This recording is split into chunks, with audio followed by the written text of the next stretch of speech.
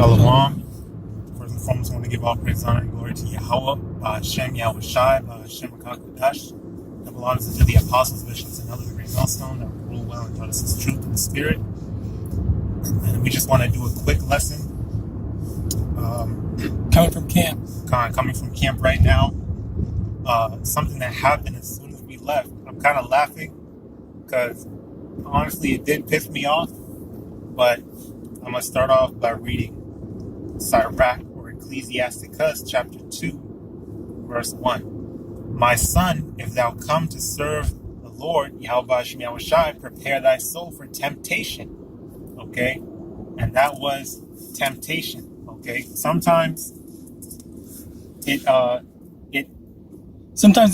gets hard for you. That's basically what he's trying to say. So basically what happened as we're leaving camp, literally as we're leaving, some dude comes out of the store behind us and is talking like, oh, I got a call or something. We wanted to know, people are uncomfortable. The manager called. It's like, what's going on? We want to know what's going on. So why? Because you're filming and you're getting our store's fronts in the background. And we're talking, we barely even got a word in, really. We said, we can move the thing. We can, really, the camera was already slanted, like diagonal. So it wasn't even getting really all the storefronts in the background in the first place. And we were in front of it, blocking, for the most part. So it's like, he asked us, like, what's going on? And then he said that the stores is in the camera view. And the brother said, oh, we can just turn it. We can move it. And he's like, well, because people are uncomfortable. We don't want anything happening over here. Yeah, they don't want you guys out there. They don't want you in front over there. Something like that. So for a good, 1 minute, he was literally saying, oh, we don't want the camera catching the video, catching the stores. He was adamant about saying that like a million times, when that doesn't make sense because it's free publicity, basically. And then what type of business doesn't want free publicity? And then he turned after he said, okay, we can turn the camera. And then he said, the whole, we don't want anything happening over here. Basically telling us you can't stay here. Don't come film over there again. And that's the thing. He lied. He's asking, what's going on? You asked us what's going on. Then he stopped talking for a minute, and that's when the brother said, well, we can move the camera. We're just recording a video.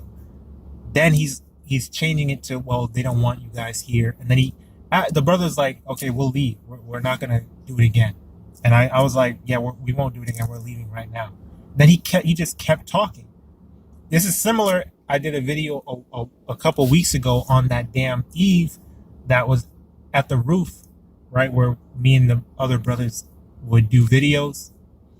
The Eve kept talking. She kept saying, don't even save your breath because, this is done. I'm staying here until y'all leave. And we weren't even doing a lesson yet. We were just standing around, talking to each other, talking to the brothers. And here goes Eve. So it's the same thing. This dude keeps talking. That's something that I notice about these damn demons out here, is that they will dig themselves into a ditch. Pretty much, we're getting at, this man marked himself. Okay, I don't care what his intentions were. He came after we were already leaving. We're really harmless. We've been here before. We did our lesson. We did our video, and then we left. Nothing was going on. Nothing, to alarm anybody. And he just kept talking. And the thing that pissed me off is the fact that he not only kept talking, but he was like, they're uncomfortable. Put yourself in their shoes. And did a taunting kind of face. And I'm like, as soon as we walk away, I'm like, nigga, what the hell is wrong with this dude? What's wrong with him? We said that we're leaving. Why is he getting all butthurt about it? Why is he acting like we're threats to him and being all sarcastic? And that honestly just got under my skin, because I'm like, bro, this is what's going to happen. This is what's going to happen to men of the Lord, and that's low level, really. But it still proves that, hey, we're going to be in many different ways. We're going to be persecuted for the truth, for doing the work. Okay, that shouldn't discourage you. It should encourage you to keep going, because demons is going to attack you, especially when you're being obedient unto YAHAWASHI. It's going to happen, and it's wise of us to walk circumspectly and not get emotional about it. We had to bite our tongue. We had to just calm down, not cuss his ass out, and not just, because I didn't even see him. I was just going to keep walking, but the brother saw him in the window saying he wanted to say something or whatever, and that was it. And also, it really isn't a big deal. I've never heard of a brother who was in a similar situation where they were actually trying to fight their way or fight for their right to be in some situation. Most brothers that I've heard of just said, okay, you don't want us here? Okay, we're leaving. That's it. Even some other brothers that we were with, when they were told to leave, we just leave. It's not, it literally, at the end of the day, is not a big deal, because we can just find another spot. The Lord will guide us to another spot, just as He guided us to this spot or any other spot that we've been through. But at the end of the day, what their real goal, their real intentions were being demons and trying to stop the word, ultimately. Okay? And that's the thing that I forgot to say. The fact that he was like, well, what's going on? And then he changed it up. All right? He's a liar. He's a demon. He knows exactly what we were doing out there. He knows who we are.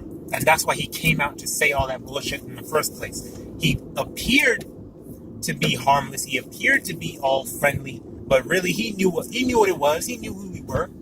He wanted us to just say, okay, all right, master, we'll go.